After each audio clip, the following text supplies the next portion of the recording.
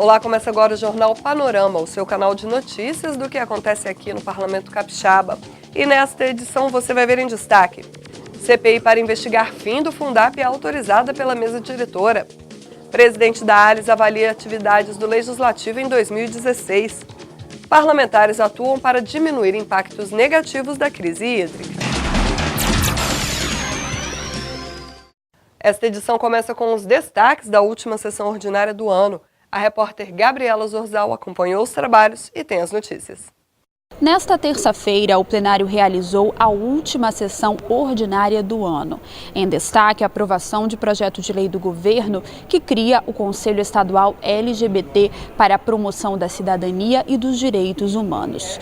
Um dos objetivos é participar da formulação de políticas públicas para o respeito à diversidade sexual e de gênero. Vai ser um conselho paritário, ele é formado por 12 integrantes, membros do poder público e 12 integrantes que também são 11 no caso, votados pela sociedade, pelas instituições que representam esse segmento, e também vai ter um membro da OAB.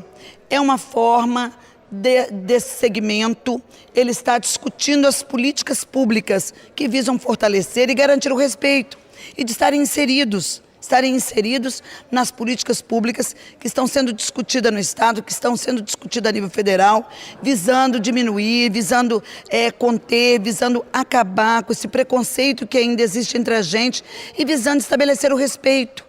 Então é uma forma de nós estarmos fortalecendo. A mesa diretora da Casa autorizou a criação de mais uma CPI, Comissão Parlamentar de Inquérito.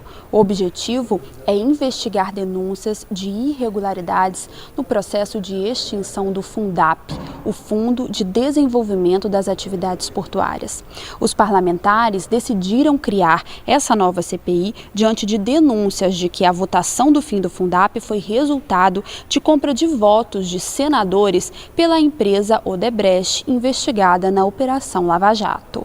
A nossa expectativa é começar o segundo biênio a todo vapor. Esse é um tema muito importante. Esse é um tema que representa uma injustiça, uma violência cometida contra a economia do Estado do Espírito Santo.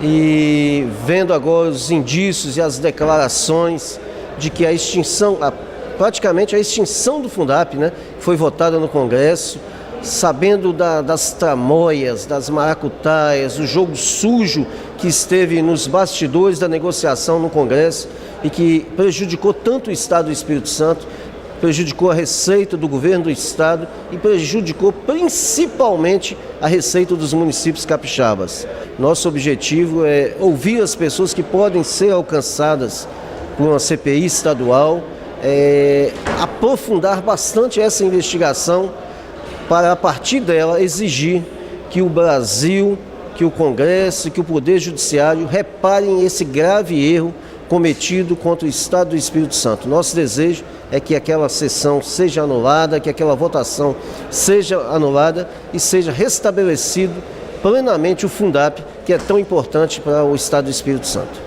O plenário também aprovou projetos de autoria parlamentar. Destaque para a matéria que trata do recolhimento correto de medicamentos. A nova lei responsabiliza as empresas que fabricam, importam ou vendem esses produtos pelo recolhimento e destinação correta dos remédios. Uma das propostas é a instalação de pontos de recolhimento. A matéria é de autoria do deputado Dr. Hércules e também do deputado Amaro Neto. Voltamos ao estúdio. Obrigada, Gabriela. Há alguns anos vem se confirmando as previsões de pesquisadores sobre as condições climáticas cada vez mais extremas e de contrastes. São períodos de chuvas intensas, alternadas por graves momentos de escassez de água. O tema segue como destaque na atuação parlamentar. Um dos deputados que priorizou a questão foi Sérgio Majeschi. Ele é autor de projeto de lei aprovado pela Casa sobre o alerta do uso de água tratada em épocas de seca. A gente precisa cuidar dessa questão hídrica o tempo inteiro, Então existem atitudes que elas precisam ser pedagógicas, educativas, E a forma, então, que uma das formas seria alertar a população através de sinais no talão da conta de luz, no site da empresa distribuidora de água, sobre a situação. Então, à medida em que, por exemplo, está reduzindo o fluxo de água, né, que vai ser distribuída, que seja dado um sinal de alerta, né, cor amarela, cor laranja, cor vermelha, para a situação mais crítica e tal, para que a população tivesse noção do que está acontecendo. Porque, às vezes, principalmente as populações que moram nos grandes centros urbanos, nas regiões metropolitanas, às vezes elas até desconhecem de onde vem a água, quanto mais a situação que está, o fluxo dos rios que abastece, ou de onde essa água vem. Então, é uma forma de contribuir para a economia de água, né? Principalmente em épocas de escassez hídrica. Outra proposta com foco na preservação dos recursos hídricos é a do deputado Sandro Locutor. Indicação do parlamentar propõe a utilização de fontes alternativas para captação e reaproveitamento da água da chuva nos galpões da Ceasa. Ele explica a origem da proposta. No meu gabinete a gente tem o hábito de receber sugestões populares e eu recebi essa sugestão de populares da Ceasa, comerciantes que vão até a Ceasa fazerem as suas compras e me sugeriram apresentar essa indicação ao governo, à Ceasa, à Secretaria de Agricultura, pois no dia que chove lá no Ceasa nós temos vários galpões que tem aquelas canaletas e essas águas são jogadas e vão para o ralo e vão embora. E a Ceasa tem lá a questão de lavar as chamadas pedras, né, todos os dias. E a sugestão veio nesse sentido, que nós possamos criar um sistema para captar essa água da chuva e reaproveitar principalmente na limpeza das pedras após os produtores se retirarem as suas mercadorias. Eu acho que diante da crise hídrica que nós estamos vivendo no país, em especial no Espírito Santo, tudo que é fonte de reaproveitamento de água, a gente tem que lançar mão disso. E por isso, essa indicação ao governo que a gente espera que logre êxito. O deputado da Vitória também está preocupado com os prejuízos provocados pelo clima de extremos. Ele quer medidas do governo diante da situação de seca, seguida de fortes chuvas em algumas cidades capixabas. O Espírito Santo foi um dos estados que mais sofreu com a estiagem e também os nossos produtores rurais que perderam praticamente quase todas as suas plantações, né? Nós que temos a maior plantação de café e colhemos muito café no nosso Espírito Santo, café Conilon principalmente, nós sentimos na pele, né, o ataque à economia do nosso estado e também vamos ter o reflexo disso nos anos posteriores. Tivemos agora a bênção de chuva, né? De um tempo aí em que a chuva esteve presente, acredito que vamos ter ela ainda, mas da mesma forma que aconteceu em 2013, algumas cidades sofreram muito com a densidade de água que nós tivemos e por isso nós estamos solicitando ao governo do estado que apoie os municípios pela fragilidade da economia do momento, não tem recursos para de forma emergencial atender, né, a sociedade que fica ilhada, que fica às vezes sem até alimentação.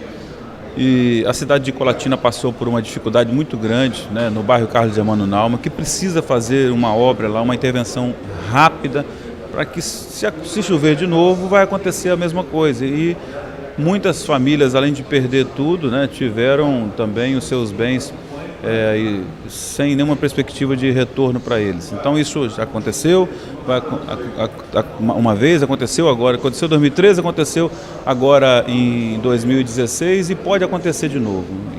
E com uma ação de investimento numa obra, isso vai mudar. Água Doce do Norte, no distrito de Santo Agostinho, a mesma forma. A cidade de Barra de São Francisco, da mesma forma, né? Baixo Guandu, no quilômetro 14. Então, assim, nós precisamos de uma intervenção do governo do estado, mas não somente para disponibilizar dos seus recursos próprios, ajudar a fazer um projeto para que nós, junto com a nossa bancada federal, também buscamos a mão forte do governo federal, porque o governo federal precisa olhar para esses municípios que precisam de ajuda na chuva. E o Espírito Santo não fica fora dos entes federados, ele também tem que ter esse apoio. E essa nossa voz vai ser recorrente aqui até que nós possamos ter essas ações de governo, que é uma obrigação de qualquer governo, poder investir nas prioridades da sociedade. E ao final de mais um ano legislativo, a mesa diretora da Assembleia faz um balanço do trabalho realizado em 2016. Para o presidente da Casa, Transparência, gestão eficiente, parceria e compromisso com os interesses públicos foram alguns dos pontos centrais da atuação do Legislativo Capixaba. 2016 foi marcado por intensas atividades parlamentares na Assembleia Legislativa. Aprovação de propostas de interesse público, debates promovidos pelas comissões e administração focada na transparência e na economicidade. A mesa diretora da Assembleia faz uma avaliação dos trabalhos desenvolvidos ao longo do ano e enfatiza a cooperação dos demais deputados no alcance dos resultados. Nós podemos destacar aqui a compreensão e a colaboração de todos os deputados, que não negaram em momento algum ao chamamento para a aprovação dos projetos de leis, que o Espírito Santo dependeu desta casa, aprovando em tempo recorde, olhando para frente, não olhando o lado político, de forma que a Assembleia Legislativa se orgulha de dizer que é a mais econômica, que é a mais transparente do país. Esses 2 anos da mesa diretora, a Assembleia teve uma movimentação diferenciada, teve uma atuação dinâmica e pôde demonstrar isso através de várias resoluções e de várias atitudes que vieram viabilizar um novo visual da Assembleia, uma nova dinâmica da Assembleia em termos administrativos, especialmente por colocar em votação projetos polêmicos, projetos importantes, além de atender os projetos enviados pelos poderes de uma dinâmica eficiente e tudo no tempo adequado. Até porque nós aprovamos alguns projetos que tratam da economia, tratam da moralização do Estado, e isso teve uma apreciação urgente. Os deputados não dificultaram que as matérias fossem apreciadas no tempo hábil. Para auxiliar a administração pública também dos municípios capixabas, a Assembleia abriu espaço de apoio e assistência aos vereadores de todo o Estado. Foi uma motivação especial em dar assessoria, em receber os vereadores aqui. Nós estamos fazendo 60 dias uma reunião com todos eles para debater assuntos de interesse dos municípios. Isso tem tido uma boa repercussão, até porque é transmitido pela TV Assembleia e dá uma ampla visão da população do qual é a atividade, quais são as demandas dos vereadores. E esse trabalho, com certeza, demonstraram eficiência e uma dinâmica muito boa da mesa diretora nesse bimestre 2015-2016. Este ano também foi marcado por avanços numa antiga demanda dos servidores da Assembleia Legislativa, a luta pelos 11,98%. Foi criada uma comissão especial para tratar de um assunto que vinha perdurando aí por mais de 15 anos e que acabou também logrando êxito. E nós considerávamos que era uma injustiça, porque os servidores do Tribunal de Contas receberam, do Judiciário receberam, e a Assembleia, por questões de falta de impor a sua atitude como poder, acabou prejudicando os servidores. E agora, felizmente, nós conduzimos através da comissão e através do presidente Teodorico Ferraz e chegamos num acordo entre a Procuradoria do Estado, o Tribunal de Justiça e o Sindicato dos Servidores, e esse acordo agora está homologado e vai ser finalizado, se Deus quiser, até o final do ano. A Assembleia não está fazendo nenhum favor, mas nos unimos, os esforços de todos os parlamentares. Eu acredito que o 1198, eu encerro assim o meu mandato com aquele desejo sincero de ter feito justiça aos valorosos servidores que já passaram por essa casa e que estão ainda e que continuam trabalhando. E o foco central do trabalho do parlamento é a sociedade. A gestão da casa atuou para garantir os princípios da transparência e economia, assegurando o cumprimento de seu papel constitucional. Nós temos uma administração aqui totalmente enxuta, totalmente modesta, exatamente por compreender que o dinheiro público tem que ser preservado, tem que ser bem gasto, para não poder haver abuso, como a gente percebe. E hoje a gente está diante de uma situação aí que o Estado de Minas Gerais, Estado do Rio de Janeiro, Estado do Rio Grande do Sul estão totalmente falidos em função exatamente do exagero do gasto público. A Assembleia Legislativa, dentro da Lei de Responsabilidade Fiscal, entre todos os poderes, foi muito bem salientado pelo Tribunal de Contas, é a que mais cumpriu dentro do menor índice nos gastos públicos. É uma casa que sempre termina o ano, durante a nossa gestão, com o saldo em caixa. Isso significa que a preferência aqui é zelar pelo dinheiro público. Aqui o dinheiro público é sagrado para todos nós. E isso não é apenas para o presidente e os secretários, não. É uma virtude de todos os deputados que estão compreendendo que o momento que vivemos é um momento de respeitar a opinião pública. O deputado não é porque ele se elege e depois dá as costas para o povo, não. O deputado não é dono do seu mandato, o dono do mandato é do povo. Com o fim do ano legislativo, o Jornal Panorama também entra em um breve recesso, até o retorno das atividades diárias dos parlamentares em fevereiro. Mas a programação da TV Ares continua. A equipe do Jornal Panorama agradece sua audiência em 2016 e deseja a você um ótimo Natal e um ano novo de paz e realizações. Até o nosso próximo encontro.